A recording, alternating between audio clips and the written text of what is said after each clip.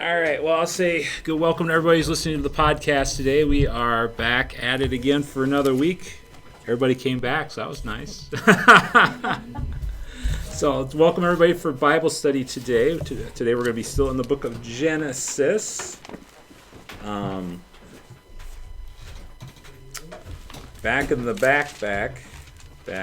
So back in 29 from, I'll have to look again. We're back there, I know. I'll have to look, see what, 39. I remember it was a 9. So. Page 52. There you go. It's a good page. Yeah, it is 52. So, I want to tell a funny story about the banana bread.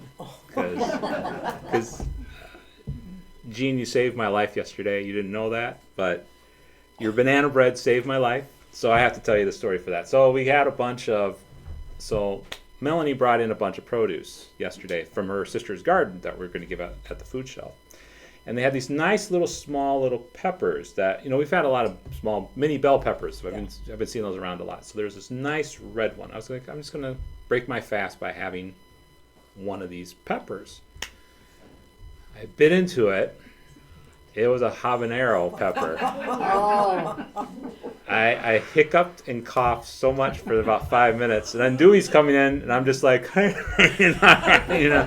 can't even speak, and I'm like, I gotta suck on something. So I still had some of the banana bread, so I sucked on the banana bread, and that helped take away the heat so much. So I always said, so thank you very much for saving my life yesterday with the banana bread, because that was hot stuff.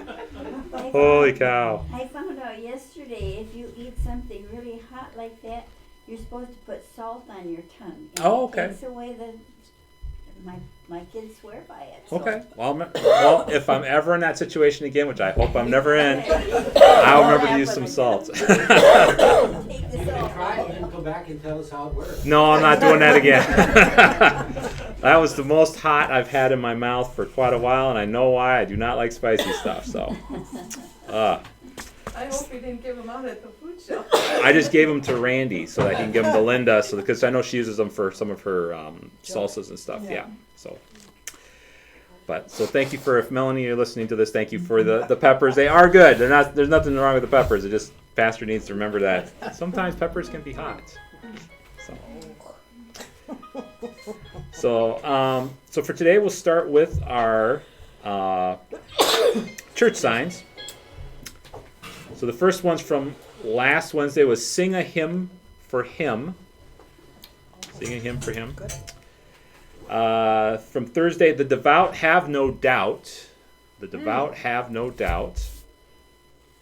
Fridays was Stairway to Heaven or Highway to Hell. Sundays was immediate seating available. They should have added to the front. Monday was an interesting one. Love difficult people because you are one. Oh. And Tuesdays was don't take criticism from anyone. You would never go for advice. They aren't going to give up. All right. I pulled one out of my pocket this morning. Each day compel yourself to do something you would rather not do. Hey, there you go. That's a good way to look at it too. I So, think that came from Chinatown or something. hey, that works. Well, In other words, break the status quo. yes, break the status quo, as we talked about on Sunday, breaking your status quo. So, I got a tickle in my throat. Take some Won't go salt. away till I sneeze enough times. Have some there you go. salt. Yeah. Or we'll give you a hot pepper. Yeah. Yes, that'll clear you out real quick. Before you do that, go get some salt. Yes, get some salt before you do that. So today we're going to be looking at it's a long part of the text because again I don't want to read. Was it 23? I think 139, 1 through 23. So we've been making our way along. So what did we talk about last week? Abraham's call to leave his. Yep. Called to be a blessing. Blessed to be a blessing, to leave where he's at, to take up and go for someplace he hasn't been. So in the intervening chapters, we learn a little bit more about Abraham and Sarah. We talk about the struggles they had. Even with Abraham blessed by God, we also have to remember that he had a hard time with it. He didn't always trust in God. Him and Sarah always seemed to have a way of messing things up, and so I think the important thing out of that to remember is these people that we're reading about aren't perfect. They're not perfect at all. And I think that's why they're such good examples for us, is because it's not about us being perfect. That's never been in the Bible, saying we need to be perfect and then God will love you. God loves us in spite of our imperfections, and we all have a lot of rough edges. So just keep that in mind as we go through this. And so we have Isaac being born. So that's the promise being realized. So again, as we walk through the Bible, we see that God honors God's promise, and we see that continuously through each of the different people. And so Isaac and Rebekah get married, and again, she's barren, if I remember right, isn't she? I think she's barren as well too. So you still have those same sort of problems that keep coming up time and time again. And then we find that Isaac's family isn't any easier. They're not perfect again. He has twins, Esau and Jacob. And Jacob is not nice. I think that's the easiest, most polite way to name it. So he's quite the stinker. He's also known as a trickster. So, But yet he was kind of the favored one. He was the favored one. God went along with him, so that's pretty interesting too. And Jacob's name becomes what? What does Jacob's name turn into? Israel. So it's interesting that the one that's sort of deceptive, the one that's favored, but he's also is again not perfect. He's got some flaws to him. So we read about that, and eventually Esau and Jacob, they don't get along. They come apart for a little while, but then at the end they come back together. So I think that's good for us to see. Jacob has his own adventures. Again, his wife is barren too, right? I mean, you're seeing a lot of this stuff. So, and so we keep moving along. We have Isaac dies, and then we are following Jacob's family, or Israel's family, and he has a son. And if you have any guesses how the son's going to be, what do you think? Is the son perfect? No, he is not. So we get to learn about Donny Osmond today. Joseph in the Technicolor Dreamcoat. So if you don't know that joke, so Donny Osmond for a long time was in what was that called? The Coat of Many Colors. So he was in that. And that's the one that's going to be at That's the one that Baldwin's the high doing school. this year. See, there you go. When is that? November. It'll be November. So we have Joseph, and Joseph is known for what? What is Joseph known for? Interpreting dreams. So Joseph has this ability to interpret dreams. And Joseph is also a little arrogant, if you haven't noticed. He is not just a little, he's very arrogant. I'm trying to remember who had, so Jacob, I think, had a dream. No, Joseph had a dream. So somebody had a dream where they were all sort of bowing down to him, and his brothers were less than impressed. They did not like that this young kid is telling them that we older kids are going to bow down to you. What are you, crazy? And it didn't help at all because Jacob favored Joseph. And so I don't know if you grew up in a family where one sibling was sort of favored over another one. It's not a nice thing at all. So his brothers get mad. They get upset and say, okay, we're going to sell you into slavery. Nice brothers, right? Yeah, so it's not a good thing at all. So so he gets sold into slavery. So so the interesting thing about this story is he gets sold and sent to where? Egypt. So what is Egypt known for? What are some things, if you think of modern day Egypt, what do you think of? First thing you think of, Egypt. Pyramids. Okay. What's another big monument that they have? The Sphinx. Yeah. So Egypt now and back then, so each of those things are dedicated to who? So those pyramids are dedicated to the pharaohs. Are they alive or dead? Dead. So with a lot of their architecture, they really were about the land of the dead. You know, they talked about having these people in the pyramids. They had a lot of culture about the afterlife and stuff like that. So they were very much into death and dying. So you have Joseph. So if you look at it from sort of like a theological lens or metaphorical lens, Joseph is going from the land of the living. Now he's going to the land of the dead. So he is, so as you can think of his journey through this, and in all of this, God is with Joseph. So I think that's an important piece here. And so we just get done with a story about Judah and Tamar. And now we're going to learn what happens to Joseph. So the story that we're going to learn about today is what happens to Joseph after he's sent down to Egypt. So Wasn't Egypt the nation that they came out of, the Israelites? the Israelites did come out of Egypt, yes. And so he got sent back there. Well, so he's the one who first got them to Egypt. This is the story of how the Israelites ended up in Egypt. Okay, again. Yeah. So Joseph, so we'll find out at the end of the story, spoiler alert, that because Joseph turns into the second in command there, he tells all his family, hey, you need to come down here to Egypt to live.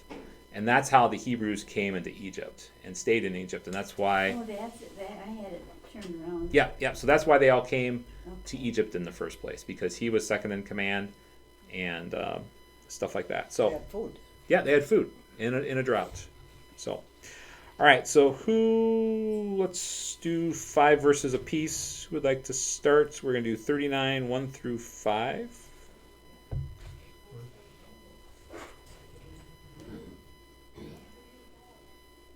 I'll start. Now Joseph had been brought down to Egypt, and Potiphar, an officer of Pharaoh, the captain of the guard, an Egyptian, had bought him from the Ishmaelites who had brought him down there.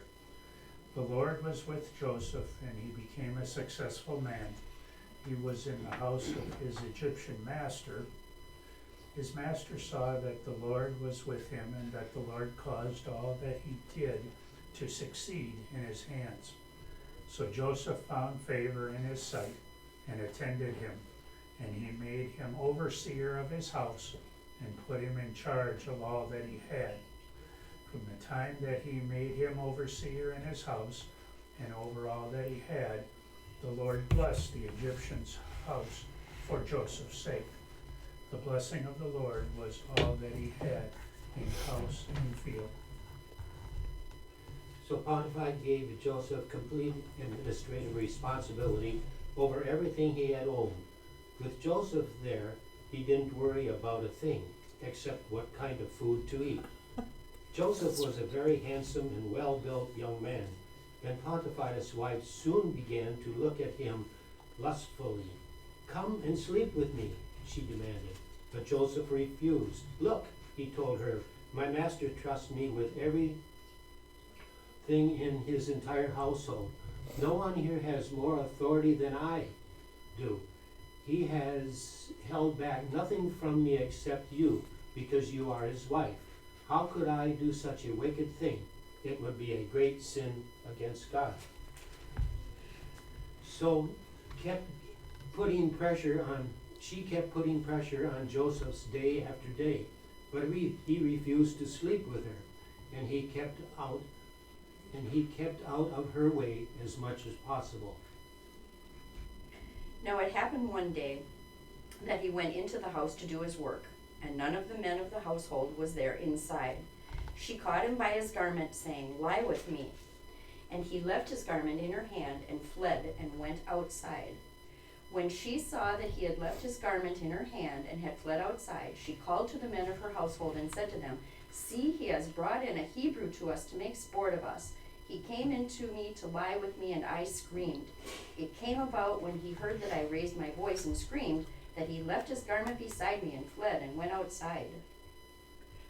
Then she kept his garment by her until his master came home, and she told him the same story, saying, "The Hebrew servant whom you have brought among us came into me to insult me. But as soon as I raised my voice and cried out, he left his garment beside me and fled outside."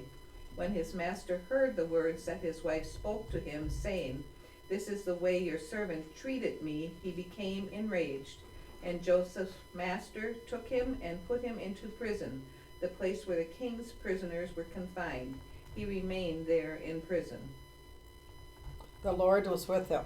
He showed him kindness and granted him favor in the eyes of the prison warden.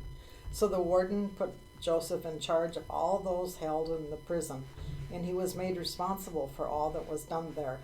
The warden paid no attention to anything under Joseph's care, because the Lord was with Joseph and gave him success in whatever he did. Awesome.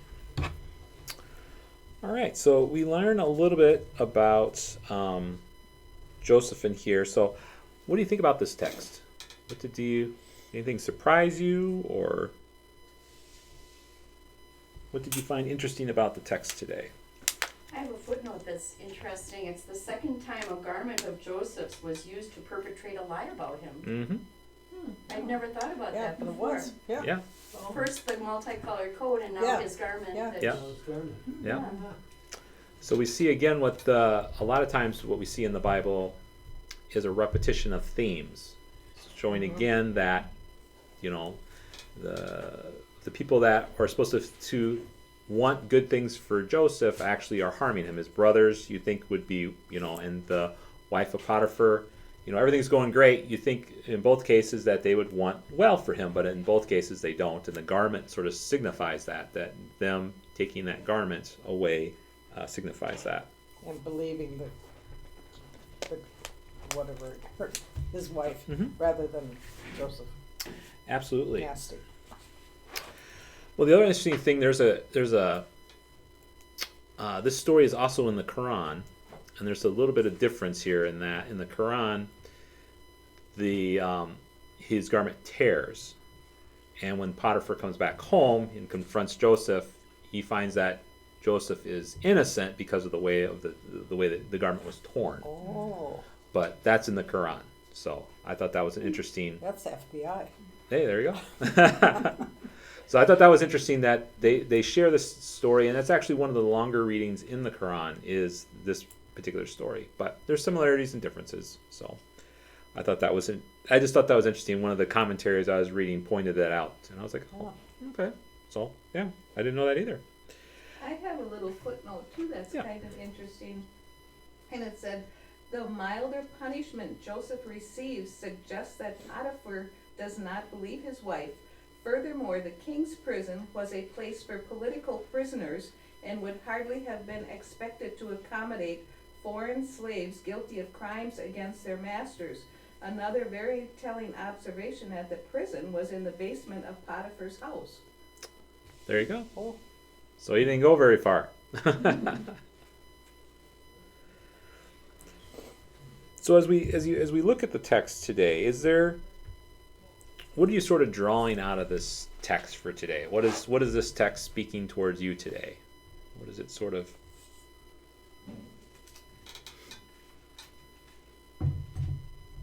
I thought it was interesting that Joseph didn't have a care in the world except for the food he ate.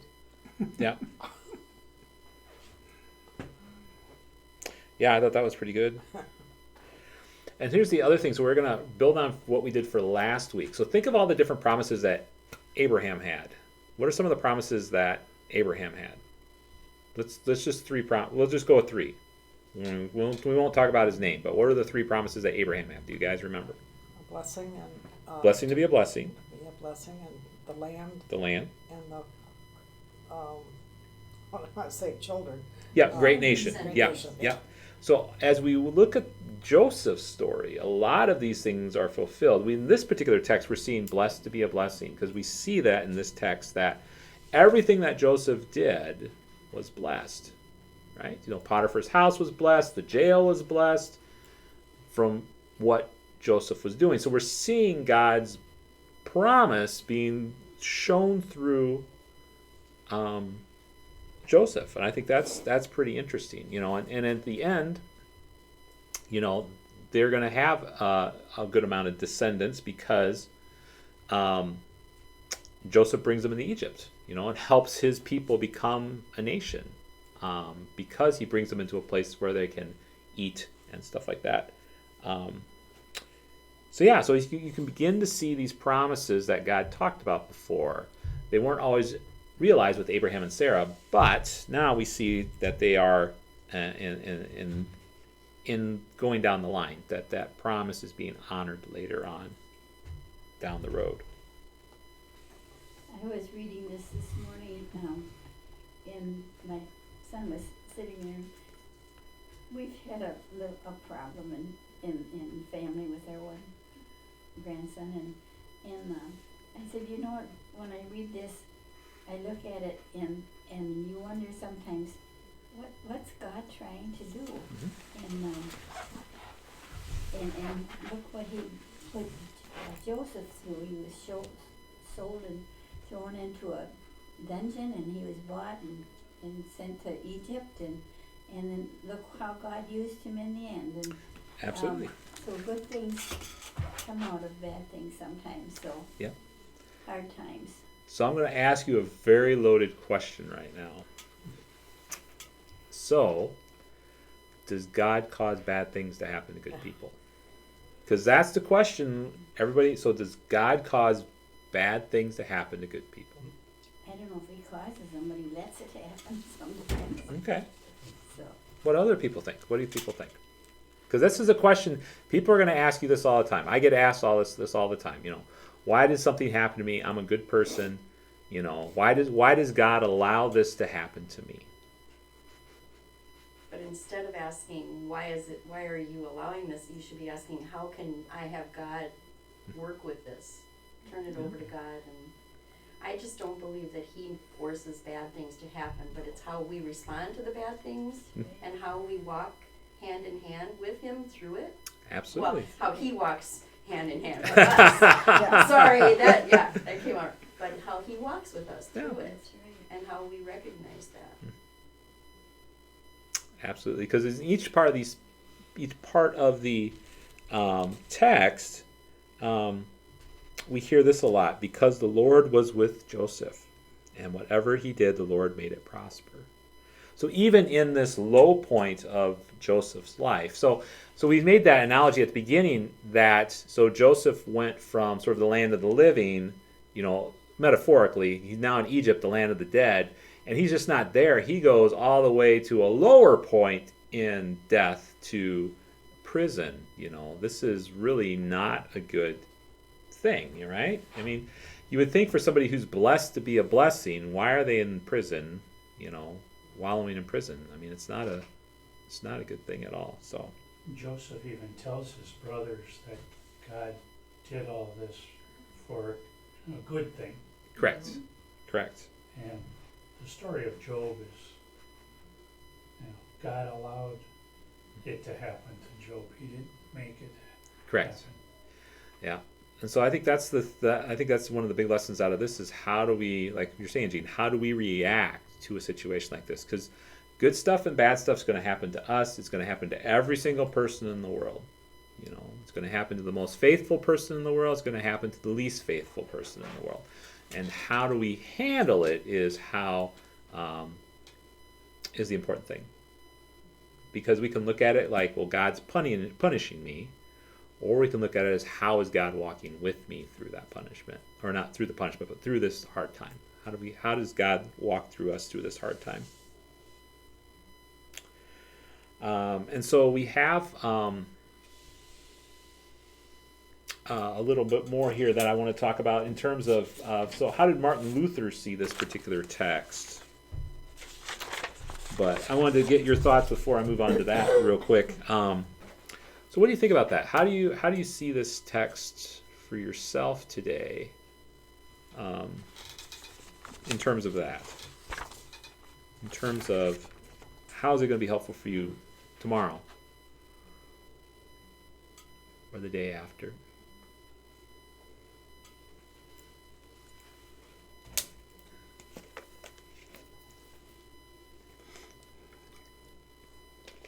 Whatever situation we're put in, we make the most out of it. Yeah. How do you be blessed to be a blessing in the midst of a really bad situation? And that's hard to do, right? Because, it's not easy when, like I said, if it's your health, if you have really bad health at that particular time, it's hard to, be blessed to be a blessing. We say this stuff, and at the same time, we also have to realize that in the midst of that, it's going to be tough to do. I mean, if you're having a hard time paying your bills, it's hard to, if someone comes, if you have someone who says, "Hey, I need $5 from you," it's going to be really hard for you to say, "Well, yeah, here's $5, but if I can't even make my bills, how do I do that? If I'm not feeling good, if someone needs help, how am I going to be able to help that?" A lot of times we don't realize when we're at the lowest point, it's the hardest to do these things because we are thinking about ourselves. And God asks us to say, well, what if you would think about that other person instead? And it's not an easy thing to do. I mean, like I said, just think if you're not feeling well and someone says, "Hey, can you run 5 miles with me today?" You'd be like, "I can't hardly walk. How am I supposed to go 5 miles with you?"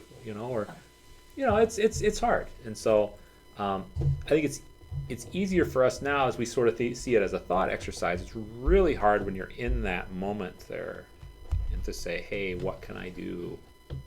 How do I be blessed to be a blessing to people?" So what are your thoughts on that? What do you think?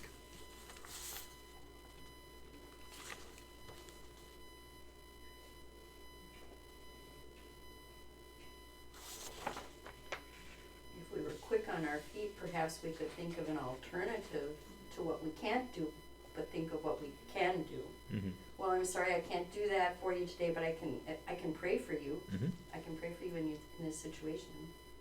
Absolutely.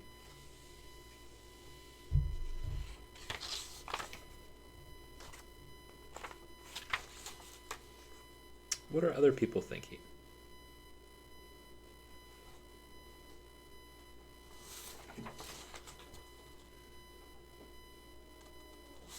If God asks you to go through a situation, He's going to provide the strength through prayer or whatever He can. Absolutely, yeah. We see in these situations where Joseph is at, God walks alongside Joseph.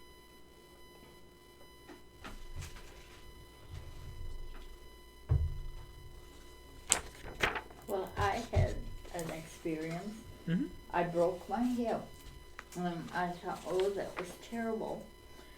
But it happened that I had a UTI, and it was the germ E. coli. Mm-hmm. So they didn't think I would live through it. But of course they could give the medication, IV then. And so I made it. So that was a blessing in Yes. disguise. Absolutely, Mm-hmm. absolutely. And I always tell people in the care center or the hospital too, is you have the ability through the way that you act for your staff, the people who attend to you during the day, you can actually be that light of Christ for them, even though they're taking care of you, but how you respond. Because if you're a crabby patient, I can tell you, having worked in the healthcare field, we don't want anything to do with you. I remember many times when someone comes up, "Oh, this one's crabby." I'm like, "Oh, okay. Well, we'll just see what happens." Well, So. Ken doesn't smile very much. He's a Peterson. They didn't smile, but. So Petersons don't smile? No, but I think Troy probably smiles the most of our kids, but Anyway, yesterday the care center brought in a bouquet of flowers for our anniversary. Yeah. And Juanita said, did he ever have a big smile on his face? So, Good. Good. So today we're going to talk this sort of section. So we've sort of talked about how God walked with us during this particular time, when things are low, and how are we supposed to respond to that. So Luther looked at a story like this. This story to Luther would be a story of resurrection, because in some sense you have Joseph going down the land. So again, metaphorically, going down the land of the dead. He dies. He's in the worst possible situation right now. He's in prison, which is worse than death. So he's in, you can say, even hell, if you want to do something like that. But by the end of the story, spoiler alert, if you haven't read it yet, so Joseph gets picked by the king to come interpret a dream, because we've learned earlier that Joseph interprets dreams. And then the king is so impressed that he puts Joseph in charge, and they have 7 years of plenty and then 7 years of drought, and Joseph saves up so that when drought comes, they're all taken care of. And then his brother, he finds out his family's starving. They come to Egypt. He gets them set up. He reconciles with his family, brings the rest of his family there to stay, and boom, the people of Israel are in Egypt. And so you have a resurrection story, because he starts as very lowly there, but at the end he's second in command of all of Egypt. So you have sort of a resurrection story. So Luther looked at this through a theology of the cross. And so there's two main views, especially so Protestants tend to have this type of view. And so I'll explain what it is. So according to Luther, the theology of the cross preaches what seems foolishness to the world, which comes from 1 Corinthians 1:18. In particular, Luther, particularly the theology of the cross, preaches that humans can in no way earn righteousness. Humans cannot add or increase the righteousness of the cross, and any righteousness given to humanity comes from outside of us. So in contrast to this view, the theology of glory preaches that humans have the ability to do good that lies within them. There remains after the fall some ability to choose the good, and humans cannot be saved without participating in or cooperating with the righteousness given by God. So as Lutherans, we sort of fall into that first one. So we see it as everything that God does for us as a gift, that we don't earn it. God gives it to us. So that's sort of the different viewpoints. So Luther would look at this story from the righteousness, or from the cross, in that Joseph doesn't make his way into righteousness. He would say that all this good stuff that Joseph does is good, but it doesn't make the cross. The cross by itself is an event that we can't magnify. We can live into it, but we can't magnify it. And anything that we do as people, we're sort of being God's hands and feet in the world. So that's sort of the way that Luther is thinking of that. So what are your thoughts on that?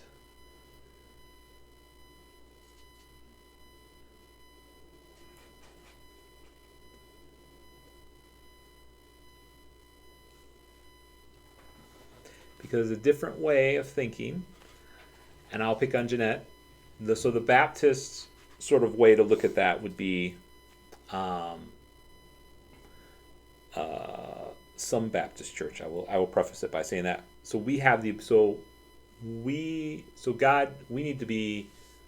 I'm trying to think. We have more of a say in our stuff than when we do as we think of as Lutheran. So we are the ones that it depends on, and for like I said, this is the one reason why you don't do infant baptisms within the Baptist church, and you do them in the Lutheran church. It would be this, because I would say our Baptist brothers and sisters would say, well, the person needs to make a choice whether they're going to believe in God or not, and they need to make that choice so that they can be baptized. Let me know if I'm not saying this right, Jeanette. And that we have the ability to choose God. the Lutheran point of view would be God chooses us.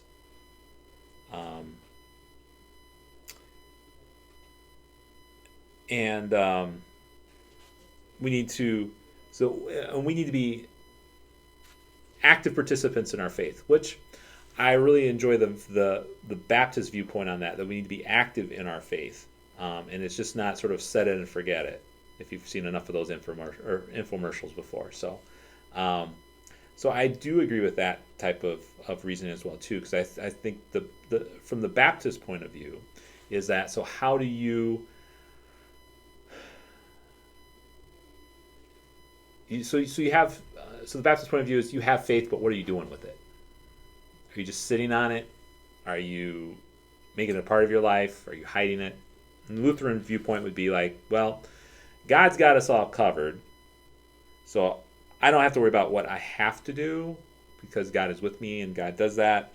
But a lot of times what Lutherans will not do is be as active in their faith. So what do you think, Jeanette? Was that close? Yeah, it is. Okay. And then you also have the prosperity gospel going on right now, which says that if you believe in God, that you will be blessed to be a blessing. But then God, if you send me $20, I'll make sure to give it back to you. As you'll get it back in $60 somewhere down the line. That's a whole different conversation. But so these are different ways they'll view at this story. And so we look at it as Lutherans from a theology of the cross type of view. But there's other different ways to view this story. So in this particular case, the people who sort of look at this from a theology of glory would say that because Joseph has taken an active role here, that Joseph is choosing to follow God, that good things are happening because Joseph is doing that. The prosperity gospel would say because Joseph is investing in God, God's investing in Joseph. So those are three different perspectives to look at this story. And I'm going to tell you, you got to figure out what you want to do. You got to figure out how do you sort of see this? How do you see this? I'm not telling you which one's right, wrong, or indifferent, because at the end of the day, you need to figure that out. I am not going to be the one to tell you what to believe.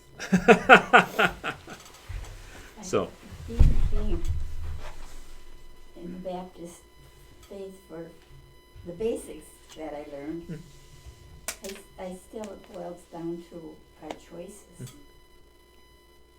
Whether it's, I mean, a baby can't choose to be baptized, but Right. when they get older, what do they choose? True. A lot of times they don't even choose to come to church, yeah, it's true. and that bothers me. And you know the old joke too. You know, the best way to get rid of bats, just confirm them, because they won't come back after confirmation. So. But I've learned a lot in the Lutheran Church too that have been a help to me, so I'm still here. And we're grateful. We're grateful. But the basic things, I have to tell you this. I was talking to a friend of mine, and one of her sons has been attending the Baptist church, and I guess some of the kids go with them. And the mother has been a Seventh-day Adventist, which they don't believe in baptism. Is that right? Anyway, this young fella decided he needed to be baptized. And so they lived on a farm, and they had this big tank where the cows would drink. Well, they'd get it all fixed up and put in warm water, and this young fellow was baptized. I guess his father did it. I thought that was quite a choice that he made. Yeah. Yeah. Really different. So There you go. Yeah, and so an interesting thing about baptisms, just talking about that too. So what we do now is a lot different than what they do in the beginning of the church. So even Luther would take you down to the river, and they would do it in flowing water. You know, it used to be you'd always go to the river. I don't know about you, that's a little cold. So they eventually got it to the point where we were just doing it up in front. And some denominations, our Baptist or evangelical brothers and sisters, they have an immersion tank, and so they immerse you in the water. So yeah, I mean, if you look at just from those different perspectives too, between how a Baptist gets baptized versus how a Lutheran or a Catholic gets baptized versus a Greek Orthodox person, how they get baptized, that's pretty wild. So they dunk them, doom, doom, doom, doom. If you ever watch it, it's pretty funny. Yeah, yeah, it's pretty interesting. Russian, I think it's Russian Orthodox is what it is. So there's some more stuff about baptism. So yeah, so I think, so what do you guys think? How do you view this story? From what perspective do you find it the most helpful from? Do you feel like it was God showing God's gift to Joseph? Do you see this as Joseph taking an active role in how Joseph takes these bad situations? Do you see, how do you perceive this text? And I think the wider issue is, how do you perceive God in this text? What is the character of God from this text for you? The nature of God. So if you read this text today, someone comes up to you and says, hey, I have no idea who God is, and I just got done with Bible study, and I read this text today, and I think God is, what would you say? What's the nature of God to you after you read this text?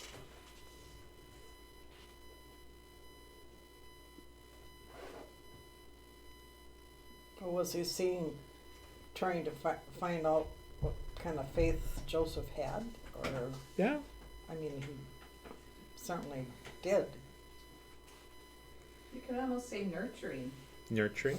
Mm-hmm. Tell me a little bit more about what you mean by nurturing. Well, he was with Joseph and he helped him, and Yeah. even in the tough situations, he made it not unbearable. Right. Absolutely. I am with you always. I mean, that's the, Yeah. regardless if you can't see him right now, he's still there with you, so.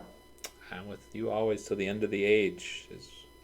And again, you see that percolate through the whole Bible too, right? We hear that particular text, I'm with you to the end of the age, and we see that in the New Testament, and we're seeing God in the Old Testament. So a lot of times you get to see, so God is very repetitive.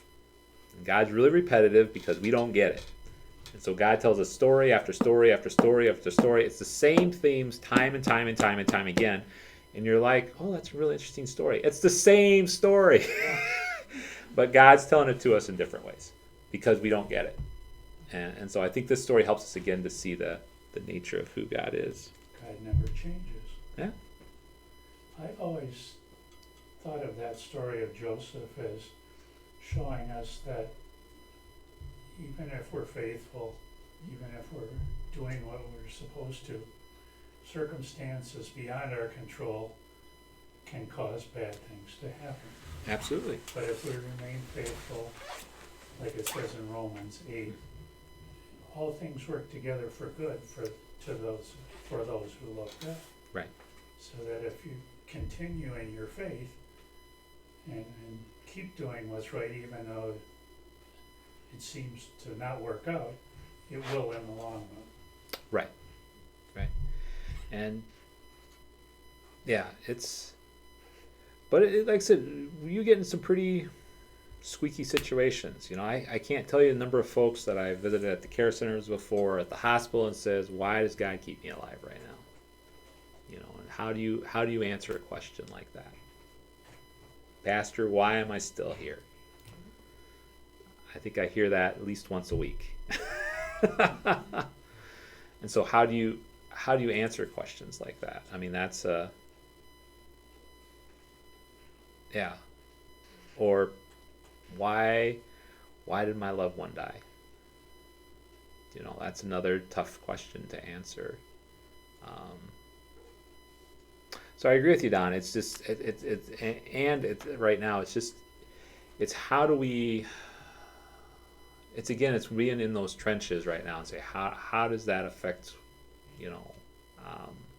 me in that particular moment in time. So it's I agree totally. It's just hard when you're in that particular moment in time. How do you see that? And I think that's where having God walking with you hand in hand really helps. So It helps hearing it frequently too. That's why we go to church on Sunday mornings. Yeah. It's why we participate in Bible studies. It's why we have fellowship with our Christian brothers and sisters instead of hanging out with non-Christian brothers and sisters. It's because we get that encouragement. We hear the stories again and again. Yeah. Because we can't hear them too often. Yeah, no, I agree. Well, anything else? Any questions you want to ask about the text?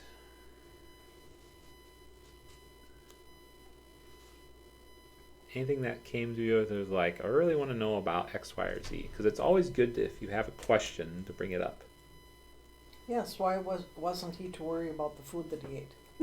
I got to thinking about that. Could that be because he was Israelite and there were so many things they shouldn't eat, and maybe in Egypt they ate all this stuff, so he had to pick and choose what he could eat according to his religious views? That could be that. Or maybe he was on the keto diet. I have sorry. Footnote on that. I mean, the only thing I could think of was maybe poisoning still. Well, that's what I was learning about. Yeah. Don't worry about being poisoned. And that was verse 6. Yes. So he left all that he had in Joseph's charge, and because of him, he had no concern about anything but the food he ate. So that was Potiphar, not Joseph. Yeah. Oh. Potiphar didn't worry about anything except the food he ate. Okay, so Potiphar left everything in his care So yes. and did That not makes concern All he himself. had to do is feed himself. And There you that's go. where my footnote. Apparently Egyptians did not entrust these matters to foreigners and would not eat with them. Oh, very good. We know that comes up later when Right. Yeah. whether they were worried about being poisoned or They just didn't like the hot food that they made for them. So.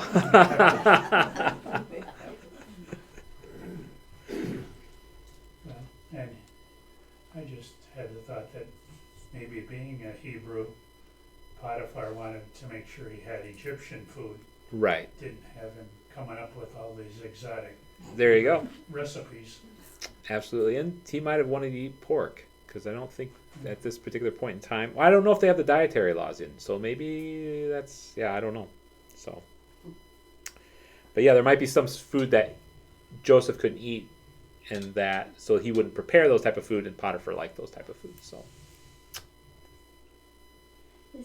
Didn't the baker and one of the others come to Joseph's rescue and is a witness? That's the next. yep, that's the next story was so you have the two prisoners that come with him, and they, you have the baker and the wine taster, and they get thrown down to prison, and then they go back. They serve their time and they go back out, and they say, "Oh yeah, we'll remember you, Joseph." Until they don't. And it takes a while, and then the king has a dream, and he's like, "Oh, I wish there was somebody, that could interpret my dream." And they're like, "Hey, wait a minute. There's this guy down in jail that I was supposed to tell you about, 3 years ago, that he might, if he's still there, he might be able to interpret your dream." Oh, yeah. So, yep.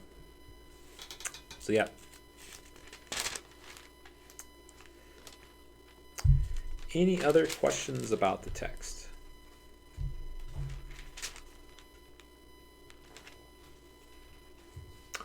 Well, where are we at next week for text-wise?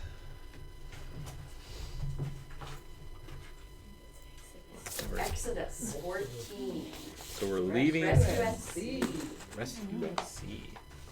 Lost mine. Oh. Number 4. So we'll talk a little bit about We'll talk a little bit about Exodus next week. Crossing the Red Sea. Perfect. All right. Well, anything else before I'll end the podcast and we can go to our prayers? Anything else you want to add? Otherwise, thank you for joining the podcast, and we will talk to you again next week.